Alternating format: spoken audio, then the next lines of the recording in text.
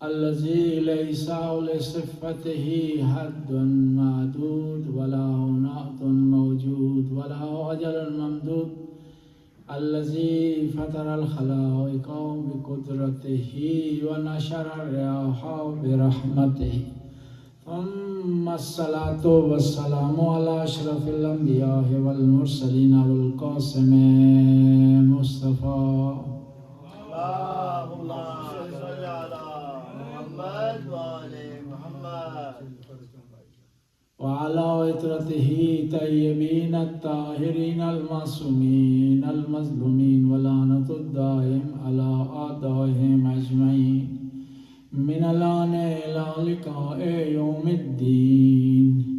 قال رسول الله صلى الله عليه وآله وسلم يا علي ستغدرك أمتي من بعدي.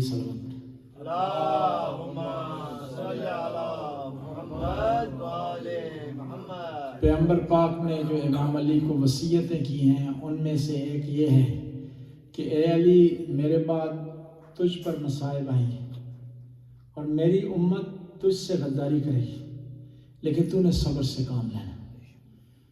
تاریخ کی مظلوم ترین شخصیت امام علی ہے.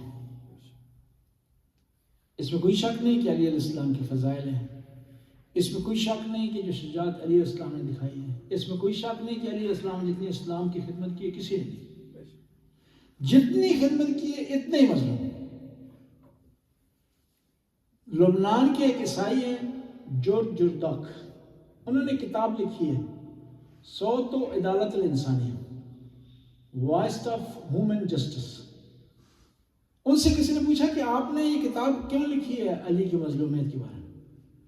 انہوں نے کہا کہ جو آیت اللہ امینی تھی جنہوں نے الغدیر لکھی ہے، انہوں نے اپنی کتاب مجھے بھیجی الغدیر اور کہا کہ مجھے پتہ ہے تو مسلمان نہیں ہے لیکن تو کیا ہے، وکیل ہے، ایڈوکیٹ ہے، تو مظلوموں کا دفاع کرتا ہے، کیا بات، ان کی دادرسی کرتا ہے. کیا بات ہے. تو آج تیرے سامنے ایک تاریخی مظلوم پیش کر رہا ہوں، تو انسان ہونے کے ناطے میں اس کا دفاع کرے.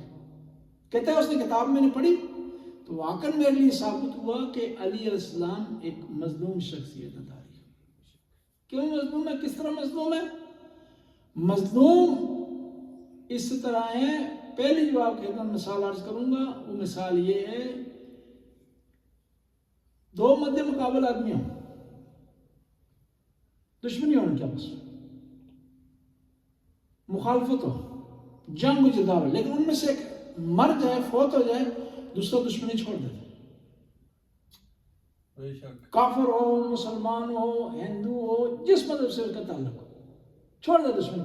لیکن علی علیہ السلام اتنے مظلوم ہے کہ شہادت کے بعد بھی 70 سال تک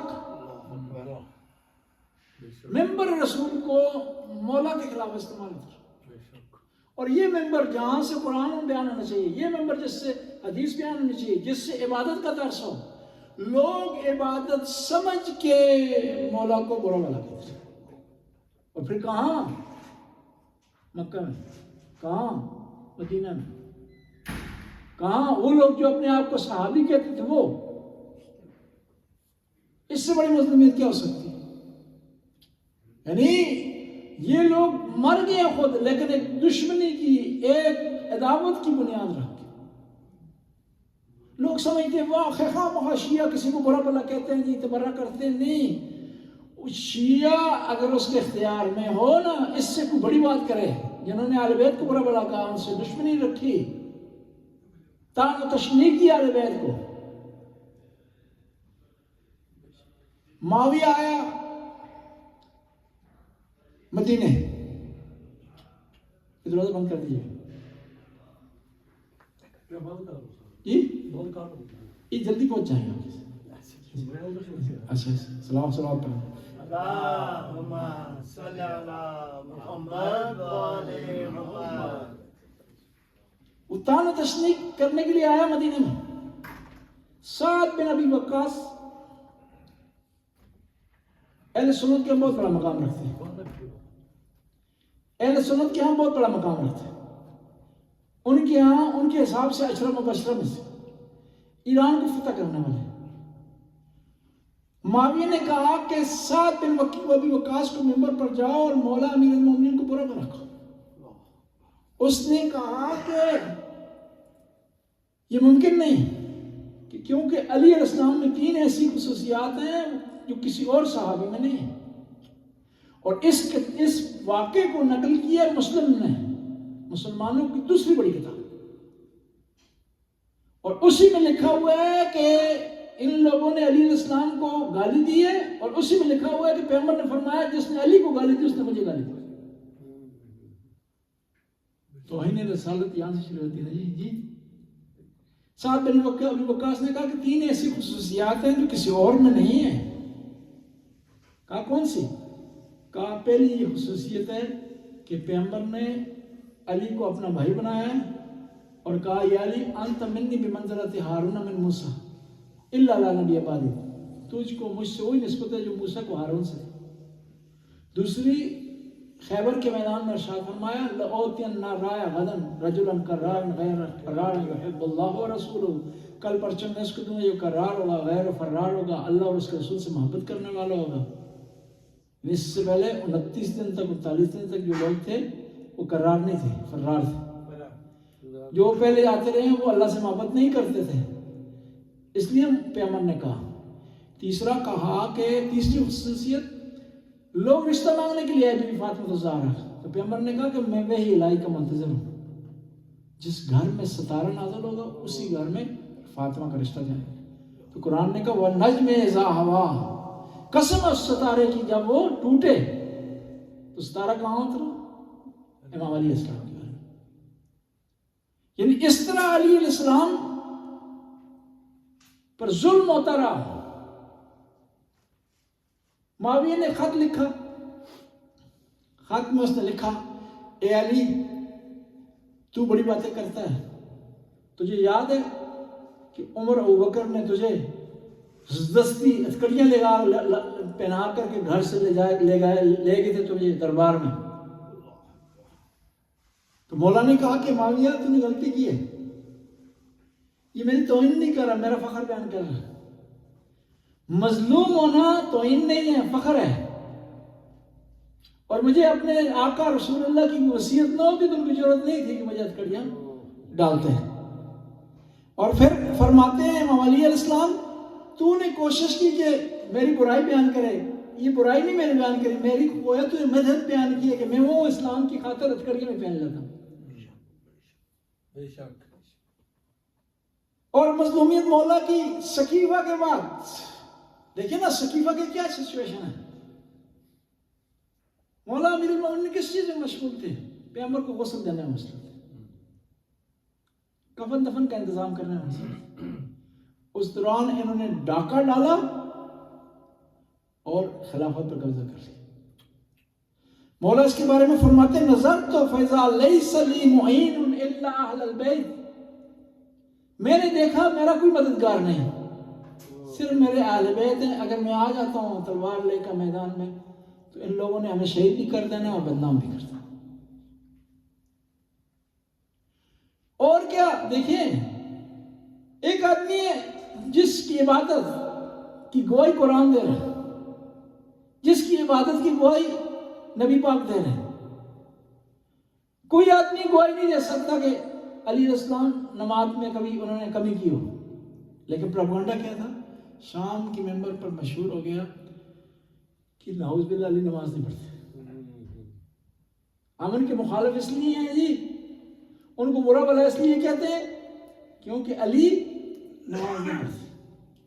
اس سے بڑا کیا ہو سکتا ہے کہ انسان کتنا مظلوم واقع ہو جائے کہ عبادت اس کی وجہ سے قبول ہو، اس کے اقرار کی وجہ سے نمازیں قبول ہوں، لیکن کہا جائے کہ وہ نماز نہیں پڑھتے.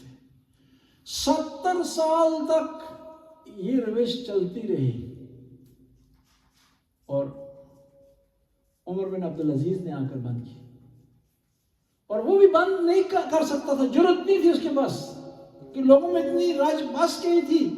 لوگ یہ کہتے تھے کہ پیغمبر کے جو قریب آدمی ہیں، قریبی رشتہ دار ہے وہ معاویہ ہے، اور نعوذ باللہ اہل بیت کا کوئی تعلق نہیں ہے پیغمبر پاک سے. آپ دیکھیں اسے کس طرح ختم کی. اس نے بار بار منع کیا, منع نہیں ہوئے لوگ برا بلا کہنے. آخر میں اس نے ایک یہودی کو سمجھایا کہ میں جب دربار میں بیٹھا ہوں گا تم نے آ کر میری بیٹی کا رشتہ مانگنا ہے. وہ آیا یہودی, اس نے کہا کہ خلیفہ مسلمین عمر بن عبدالعزیز, میں آپ کی بیٹی کا رشتہ مجھے چاہیے اپنے بیٹے کے لیے. تو فوراً مسلمان تھے, انہوں نے تلواریں نکال لی. کہا وہ تیری یہودی جرت مسلمانوں کے خلیفوں سے رشتہ مانگ رہے. تو اس نے عمر بن عبدالعزیز نے کہا کہ تھوڑی سی بریک لے لو, رکو تھوڑا سا, کہ پیغمبر نے جو بیٹی دے دی تھی غیر مسلمان کو تو میں نے دے دی تھی, کیا ہوا؟ کہا کس نے دی, کس کو دی؟ کہا علی کو.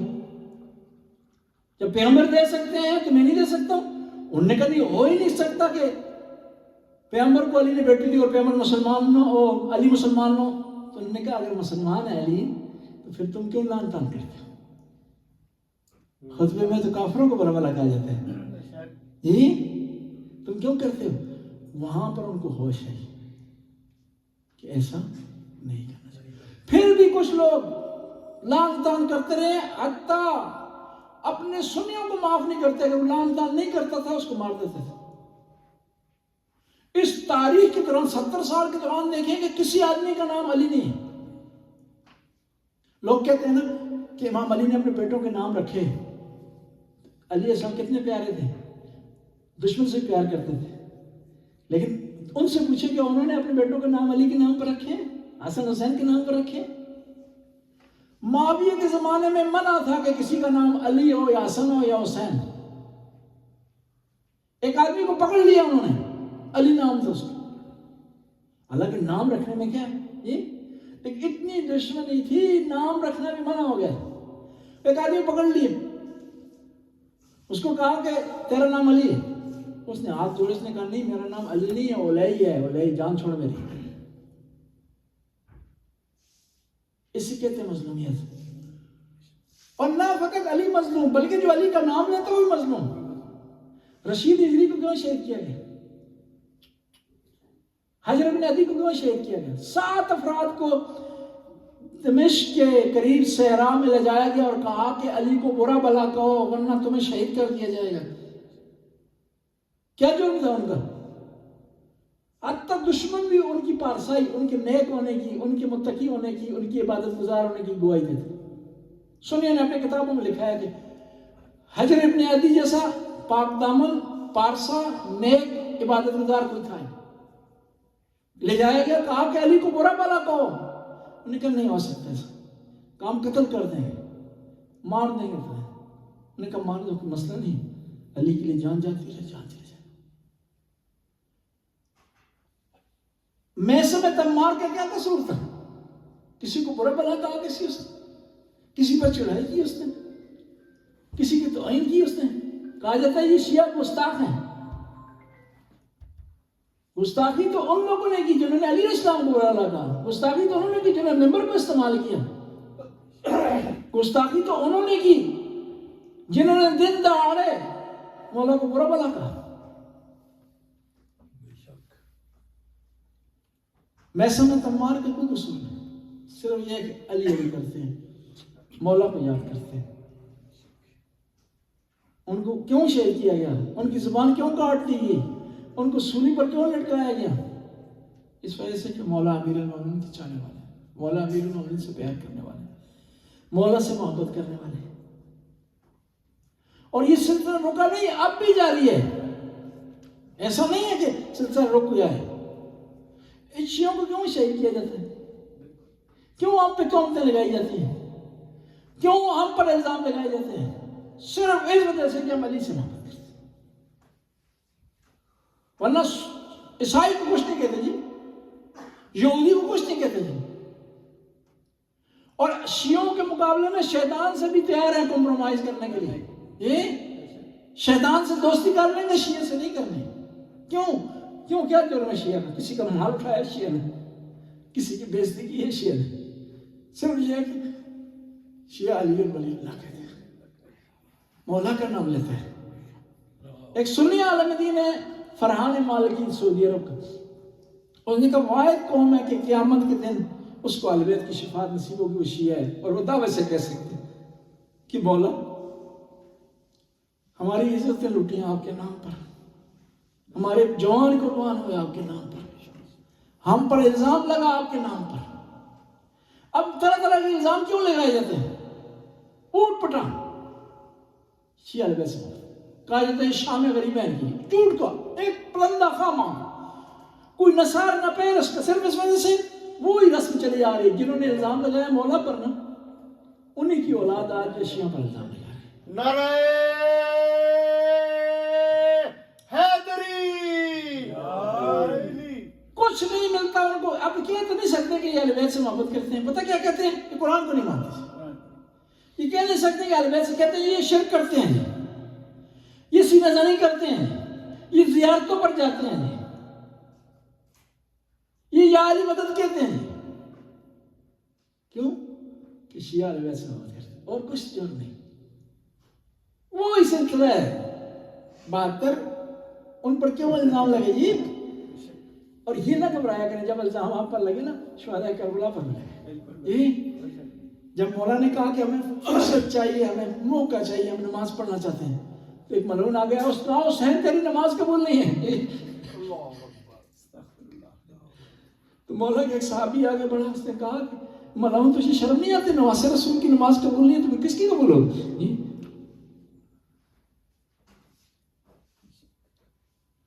لوگ سوال کرتے ہیں کہ بی بی فاطمہ کو رات کو کیوں دفنایا ہے؟ امام علی کا جنازہ رات کو کیوں اٹھا؟ جب لوگوں نے کہا نا کہ کیوں رات کو دفنا رہے ہیں، دن کو دفنائیں، تو امام حسین نے کہا ٹھیک ہے، امام حسن کو لاتے ہیں دن کو، ہم دیکھتے ہیں کیا ہوتا ہے۔ امام حسن کا جنازہ آیا نا دن کو، تو پتہ چل گیا لوگوں کو بی بی فاطمہ کا جنازہ کیوں رات کو اٹھایا، امام علی کا جنازہ کیوں رات کو اٹھا۔ نہ وقت جنازہ رات کو اٹھا، بی بی کی قبر بھی گمنام رکھی گئی، امام علی کی قبر بھی گمنام رکھی گئی۔ کیا جرم تھا امام علی کا کہ لوگوں نے دن نہیں دفنانے دیا؟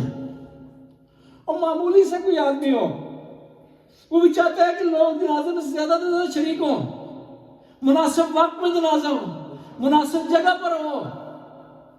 کیا ہو گیا اہل بیت کو کہ وصیت کر رہے ہیں؟ امام علی کو وصیت ہو رہی ہے، بی بی پاک کر رہی ہے رات کو دفنایا جائے، امام حسن کو وصیت کر رہے ہیں امام علی رات کو جنازہ دفنایا جائے۔ کیا ہو؟ پتہ تھا اہل بیت کو اپنے مظلومیت کا۔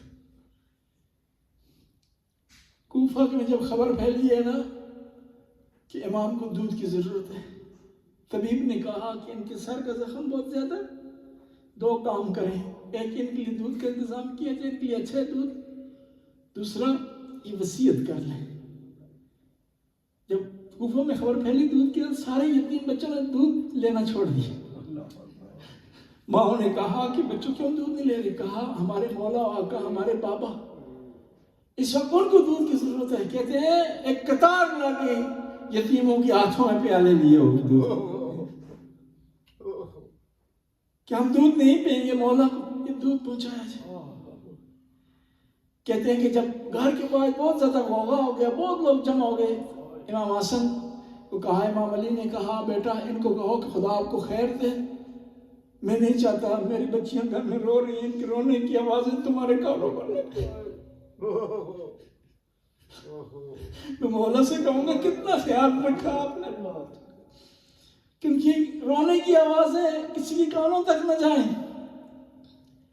جب مولا نے وصیت کرنا شروع کر دی نا، سارے بچے ارد گرد بیٹھے ہوئے تھے، امام حسن کو وصیت کی، کہا بیٹا ان سب کا تو نے خیال رکھنا ہے۔ سب نے رونا شروع کر دیا، مولا تسلی دے رہے ہیں سب کو، امام حسن کو تسلی دے رہے ہیں، امام حسین کو تسلی دے رہے ہیں۔ اور ایک دفعہ امام کی نگاہ پڑی بی بی زینب پر، رو رہی،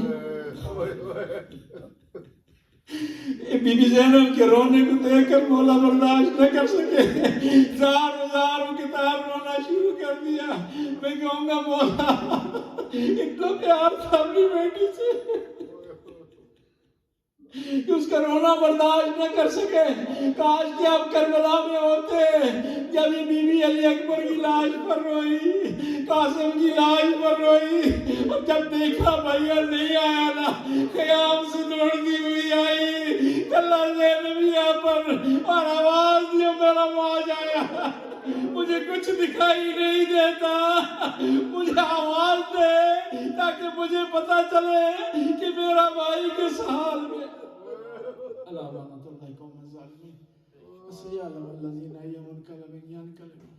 خدا اس کلید سے حاضری کو قبول منظور, اس کا ثواب نقوی صاحب کے والدین کو, ان کے بزرگوں کو, ان کی مرحومین کو بچاؤ, نجیب نقوی صاحب کو بچاؤ. یا اللہ ان کی منزل آسان فرما, ان قبروں کو منور فرما, ان کے درجات کو بلند فرما. یا اللہ حاضرین کی توفیقات میں اضافہ فرما, رزق میں وسعت عطا فرما.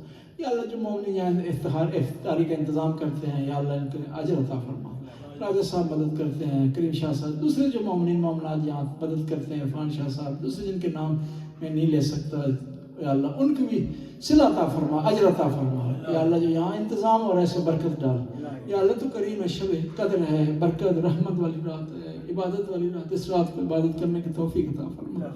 خدایا امیر المومنین کی آخری رات ہے, اس کے بعد بی بی زینب تنہا ہو جائے گی, امام حسن و حسین تنہا ہو جائیں گے, یتیم ہو جائیں گے. یا اللہ ان کی یتیمی کا واسطہ حاضرین کی جو حاجت ہے حاجت کو پروردہ فرما. ربنا آتنا فی الدنیا حسنہ وفی الآخرۃ حسنہ.